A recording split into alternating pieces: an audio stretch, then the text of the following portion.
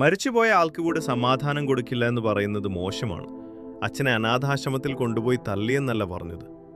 അഭിരാമിയും അമൃതയും. ഗായിക അഭിരാമി സുരേഷിന്റെയും അമൃത സുരേഷിന്റെയും പിതാവ് സുരേഷിന്റെ അവസാന കാലത്തെക്കുറിച്ച് സോഷ്യൽ മീഡിയയിൽ പ്രചരിക്കുന്ന ആരോപണങ്ങൾക്ക് ശക്തമായ മറുപടി നൽകി രംഗത്തെത്തിയിരിക്കുകയാണ് താരങ്ങൾ.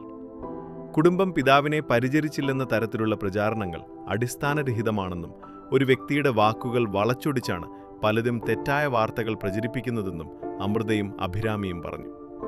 അച്ഛൻ മരിക്കുന്നതിനു മുൻപ് കുറച്ചുകാലം ഒരു ചാരിറ്റബിൾ ട്രസ്റ്റുമായി ബന്ധപ്പെട്ട സ്ഥാപനത്തിലുണ്ടായിരുന്നുവെന്ന് അവിടുത്തെ ഭാരവാഹി പറഞ്ഞ വാക്കുകളാണ് പലരും തെറ്റായി വ്യാഖ്യാനിച്ചതെന്ന് ഈ സഹോദരിമാർ വ്യക്തമാക്കി.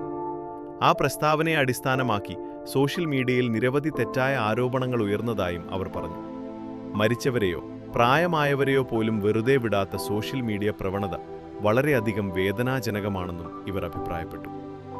ഒരു കുടുംബം എത്രമാത്രം സൈബർ ബുള്ളിയിങ്ങിന് ഇരയാകേണ്ടി വരുന്നു എന്നതിനെക്കുറിച്ച് ആളുകൾ ചിന്തിക്കണമെന്നും ഇത്തവണ അതിനെല്ലാ പരിധികളും ലംഘിച്ചുവെന്നും അമൃതയും അഭിരാമിയും പറഞ്ഞു. അച്ഛൻ്റെ അവസാന സമയത്ത് അനാഥാശ്രമത്തിലായിരുന്നു. ഞങ്ങൾ അച്ഛനെ അവിടെ കൊണ്ടുപോയാക്കിയെന്നാണ് സോഷ്യൽ മീഡിയയിൽ പ്രചരിക്കുന്നത്. മനഃപൂർവ്വം ആ സംഭവത്തെക്കുറിച്ച് ചർച്ചകൾ സൃഷ്ടിക്കുകയാണ്.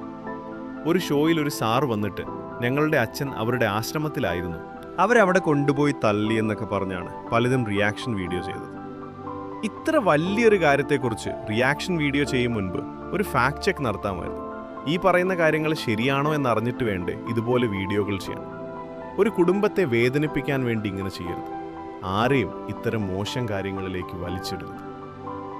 ഞങ്ങളുടെ അച്ഛൻ ഇതുപോലെയുള്ള ഒരുപാട് കമ്മ്യൂണുകളുടെയും ആശ്രമങ്ങളുടെയും ഭാഗമായിട്ടുള്ള ആളാണ്.